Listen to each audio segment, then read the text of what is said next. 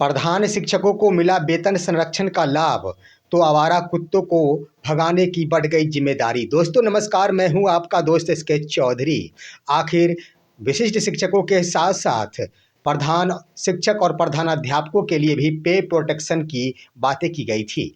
उस समय जो प्रेस नोट जारी किया गया था 5 अक्टूबर 2025 को, वो तो अमली जामा पहना दिया गया, जिसके तहत बिहार के लगभग जिलों में आखिर विशिष्ट शिक्षकों को पे प्रोटेक्शन का लाभ दिए जाने संबंधी कदम को आगे बढ़ाते हुए ढेर सारे शिक्षकों को इसका लाभ दे भी दिया गया। तो ढेर सारे शिक्षकों को नवंबर महीने के साथ इसका लाभ मिल जाएगा। लेकिन उसी प्रेस नोट में प्रधान शिक्षक एवं प्रधानाध्यापकों के लिए भी पे प्रोटेक्शन की व्यवस्था की गई थी, परंतु आज तक किसी भी प्रधान शिक्षक या प्रधानाध्यापकों को पे प्रोटेक्शन का लाभ नहीं मिल पाया। लेकिन आज ही यानी दोस्तों जारी किया गया पत्र स्पष्ट कर रहा है। यह पत्र आखिर खोल दिया है बिहार के एक जिले की ओर से कि विशिष्ट शिक्षकों के साथ साथ प्रधान शिक्षकों को भी, प्रधानाध्यापकों को भी पे प्रोटेक्शन का लाभ मिलेगा। दोस्तों इसके तहत पहली बार एक पत्र जारी हुआ है और इससे खुशी की लहर दौड़ गई है प्रधान शिक्षकों एवं प्रधानाध्यापकों में। परंतु यह पत्र जारी होते ही एक और पत्र जारी हुआ है, जिससे नवनियुक्त प्रधान शिक्षक या प्रधानाध्यापक के ऊपर आखिर आवारा कुत्तों को भगाने की जिम्मेदारी बढ़ा दी गई है। आइए दोस्तों आज के इस वीडियो में हम चर्चा करते हैं कि आखिर प्रधान शिक्षकों एवं प्रधानाध्यापकों को पे प्रोटेक्शन का लाभ दिए जाने संबंधी पत्र जारी हो गया है। आइए इस पर विस्तार पूर्वक चर्चा करने से पहले मैं आपसे गुजारिश करना चाहूँगा, अगर आपने अभी तक हमारे इस चैनल सुसत्य वचन को सब्सक्राइब नहीं किए होंगे तो कृपया अभी सब्सक्राइब कर लेंगे। दोस्तों प्रधान शिक्षकों की मांगे थी कि विशिष्ट शिक्षकों के साथ मुझे भी पे प्रोटेक्शन का लाभ मिलना चाहिए, और पत्र तो प्रेस नोट तो जारी कर दिया गया था, परंतु जिलों की ओर से इस पर कार्रवाई नहीं की जा रही थी। परंतु बिहार में पहला जिला जमुई जिला निकला है जिन्होंने नवनियुक्त प्रधान शिक्षक एवं प्रधानाध्यापकों को पे प्रोटेक्शन का लाभ दिए जाने संबंधी पत्र जारी कर दिया है। दोस्तों वो पत्र भी आपके स्क्रीन पर है, आप देख रहे होंगे। यह पत्र जमुई जिला के तमाम प्रखंड शिक्षा पदाधिकारियों को लिखा गया है दोस्तों। प्रधान शिक्षकों एवं प्रधानाध्यापकों के वेतन संरक्षण, वेतन निर्धारण की कार्रवाई के संबंध में और साथ ही साथ प्रसंग के रूप में कई पत्रों का हवाला दिया गया है, और ज्ञापांक जो 2999 दिनांक 14/10/2025 का भी हवाला दिया गया है। साथ ही साथ 5 अक्टूबर को जारी किया गया प्रेस नोट का भी हवाला दिया गया है। दोस्तों क्या लिखा गया है, बड़ा ही अहम पत्र है। उपर्युक्त विषय के संबंध में अंकित करना है कि विभागीय स्तर से दिनांक 5 अक्टूबर 2025 को सचिव शिक्षा विभाग बिहार पटना के स्तर से प्रेस नोट जारी किया गया है, जिसका कार्यकारी अंश निम्नवत है।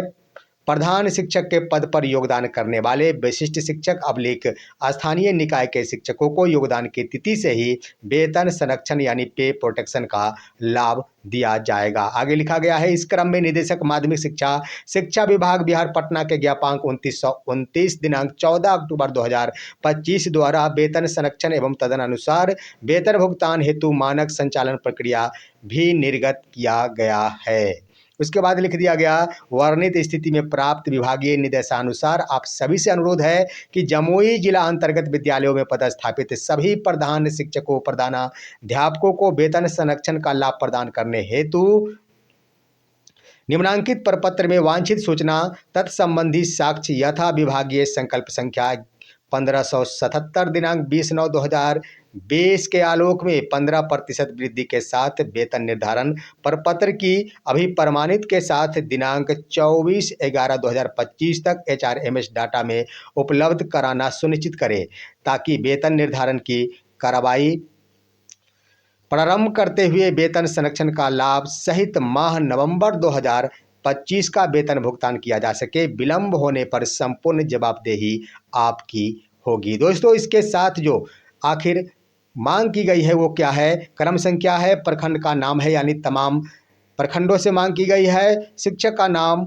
सूची में अंकित होना चाहिए, विद्यालय का नाम, उसके बाद उनका प्रान नंबर क्या है, उसके बाद प्रधान शिक्षक या प्रधानाध्यापक के पद पर योगदान से पूर्व माह दिसंबर 2024 का मूल वेतन उनका क्या था। उसके बाद स्थानीय निकाय के रूप में प्रथम योगदान की तिथि क्या है, प्रधान शिक्षक या प्रधानाध्यापक के पद पर योगदान करने की तिथि क्या है? प्रधान शिक्षक या प्रधानाध्यापक के पद पर योगदान के उपरांत फिटमेंट मैट्रिक्स टेबल के अनुसार निर्धारित वेतन। तो स्पष्ट है, जिस तरह से विशिष्ट शिक्षकों के लिए प्रावधान किया गया वही प्रावधान इसमें भी लागू किया गया है, लेकिन इसमें साक्ष्य के रूप में आखिर वर्ष 2020 में जो फिटमेंट फैक्टर यानी उनका जो निर्धारण हुआ था वेतन, उसका अभी प्रमाणित प्रति की मांग की गई है।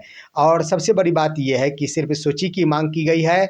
यहाँ पर एक बार फिर से ग्रहण लगेगा, क्योंकि साक्ष्य के रूप में मांगने की कोई आवश्यकता नहीं।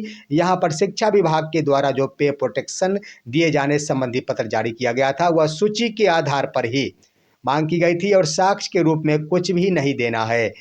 और जमुई जिला के द्वारा जो पत्र जारी किया गया है वैसे तो सही है, परंतु एक साक्ष्य के रूप में जो डिमांड की गई है वह साक्ष्य के रूप में डिमांड कहीं से सही प्रतीत नहीं होता है। अब आइए दोस्तों हम बातें कर लेते हैं। इस तरह से पे प्रोटेक्शन का लाभ मिल जाने के बाद सबसे पुराने जो शिक्षक होंगे उन्हें सबसे ज़्यादा लाभ प्राप्त होगा, क्योंकि पे प्रोटेक्शन का लाभ मिलने के उपरांत इनका वेतन पूर्व का जो वेतन है उससे बढ़ जाएगा। लेकिन यहाँ पर एक और सवाल उत्पन्न हो रहा है कि आखिर पे प्रोटेक्शन के लाभ के साथ कौन सा वेतनमान उन्हें दे होगा, क्योंकि दोस्तों अभी तक प्रधान शिक्षकों के लिए जो स्लैब निर्धारित करने की बातें हैं अभी तक कोई भी स्लैब निर्धारित नहीं किया गया है। सिर्फ 30,500 रुपये बेसिक पे के लिए निर्धारित कर दिया गया। लेकिन वहीं पर आप देखेंगे, चाहे वो विशिष्ट शिक्षक हो चाहे वो नियोजित शिक्षक हो, सबसे पुराने नियोजित शिक्षक या विशिष्ट शिक्षक होंगे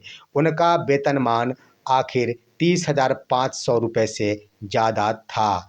जनवरी में 31,340 रुपये 1 जनवरी को उन सभी नियोजित शिक्षकों का हो गया था। आखिर किस लेवल के आधार पर इन्हें पे प्रोटेक्शन का लाभ मिलेगा, ये सोचने वाली बात है। यहाँ पर स्पष्ट हो जाना चाहिए था कि प्रधान शिक्षकों के लिए वेतन स्लैब क्या रहेगा, उसके बाद ही पे प्रोटेक्शन का लाभ मिलता। परंतु जो पत्र जारी किया गया है, मेरा तो मानना है कि या तो हाल ही में अविलंब ही प्रधान शिक्षकों के वेतन लेवल संबंधी पत्र निर्गत किया जाएगा, उनके लिए इंडेक्स की व्यवस्था की जा सकेगी, तभी पे प्रोटेक्शन का लाभ संभव है, अन्यथा नहीं संभव है। वहीं पर देखेंगे प्रधानाध्यापकों के लिए भी वही हाल है, उनके लिए भी आखिर कोई भी वेतन स्लैब की बातें नहीं की गई है। तो इस आधार पर दोस्तों यहाँ पर प्रधान शिक्षक हो, खास तौर पर उनके लिए तो हर हाल में वेतन स्लैब का निर्धारण होना चाहिए। ये बात सत्य है कि जो बेसिक निर्धारित कर दिया गया उसके आधार पर 3% की सालाना वृद्धि के आधार पर शिक्षक आगे बढ़ते चले जाते हैं, लेकिन आखिर 3% के आधार पर वह गुणक 10 का रहेगा या फिर 100 का रहेगा, ये भी सोचने वाली बात है। क्योंकि आप देखेंगे नियमित कोटि के जो भी शिक्षक हैं उनका जो सालाना वेतन वृद्धि हो रहा है उनके लिए भी आखिर यहाँ पर इंडेक्स का प्रावधान किया गया है, और उनके लिए जो इंडेक्स बनाया गया है वह इंडेक्स 100 के मानक में है। वहीं पर नियोजित शिक्षकों के लिए जो है उसमें कई इंडेक्स 10 के मानक में है तो कई 5 के मानक में है, लेकिन प्रधान शिक्षकों के लिए कोई भी मानक नहीं है। 3% की वृद्धि के साथ सालाना वेतन वृद्धि अगर दी जाती है उन्हें, तो आखिर उन्हें 10 के मानक में वेतन वृद्धि दे होंगे या फिर 100 के मानक में वेतन वृद्धि दे होंगे, यह बड़ा मुद्दा बन चुका है। देखना है आगे आखिर क्या कुछ होता है, लेकिन अगर पत्र जारी हो गया है तो यह तो बड़ी बात है, क्योंकि पे प्रोटेक्शन मिलने के रास्ते खुल गए हैं। वहीं पर दोस्तों देखेंगे तो आखिर प्रधान शिक्षकों और प्रधानाध्यापकों के ऊपर विद्यालय के अंतर्गत घूमने वाले या फिर विद्यालय के छात्रों को नुकसान पहुंचाने वाले आवारा कुत्तों को भगाने की जिम्मेदारी बढ़ा दी गई है, और यह जिम्मेदारी सुप्रीम कोर्ट के आदेश के आलोक में बढ़ाई गई है। इससे संबंधित भी पत्र जारी किया गया है दोस्तों, वो पत्र भी आपके स्क्रीन पर जो एसीएस डॉक्टर बी राजेंद्र के द्वारा जारी किया गया।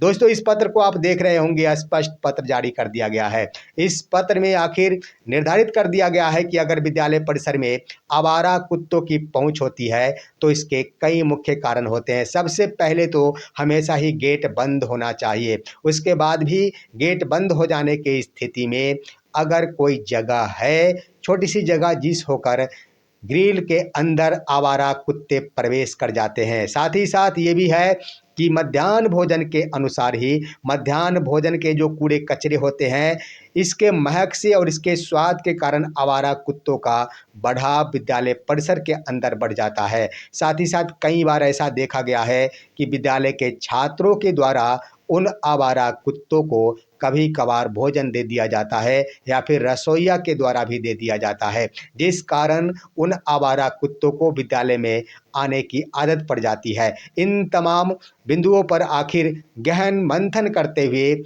एसीएस डॉक्टर बी राजेंद्र के द्वारा पत्र जारी करते हुए आगाह किया गया है। साथ ही साथ प्रधानाध्यापक के साथ साथ तमाम जिला स्तरीय पदाधिकारियों को निर्देशित किया गया है और हर हाल में बच्चों को आवारा कुत्ता से बचाने हेतु दिशा तय करते हुए कदम को आगे बढ़ाने का निर्देश दिया गया है। दोस्तों, मैं बता देना चाहूँगा, आपको लगता होगा कि ये आखिर कौन सी जिम्मेदारी बढ़ा दी गई है, तो ये बात सत्य है। आज पूरे बिहार भर में देखेंगे तो सभी विद्यालय, चाहे वो सरकारी विद्यालय हो, प्राइवेट विद्यालय हो, तमाम विद्यालयों के छात्र आखिर आवारा कुत्तों से आखिर परेशान हो रहे हैं, उनके दंश के शिकार हो रहे हैं, जिस पर गहन पूर्वक मंथन करते हुए यह निर्णय लिया गया है और सुप्रीम कोर्ट के स्तर से आखिर इस पर संज्ञान लेते हुए बिहार सरकार को चुनौती पेश की गई है। बिहार सरकार को यह निर्देशित किया गया है कि छात्रों के हितों का ख्याल रखना, छात्रों को विद्यालय में नामांकित तमाम छात्रों को आवारा कुत्तों से रक्षा करना सरकार के ऊपर दायित्व है। तो सरकार अपने दायित्व को निभाने के लिए आखिर अपना अगला कदम बढ़ा दी है, जिसके ऊपर बड़ी जिम्मेदारी विद्यालय के तमाम शिक्षकों के ऊपर तो है ही, परंतु मध्याह्न भोजन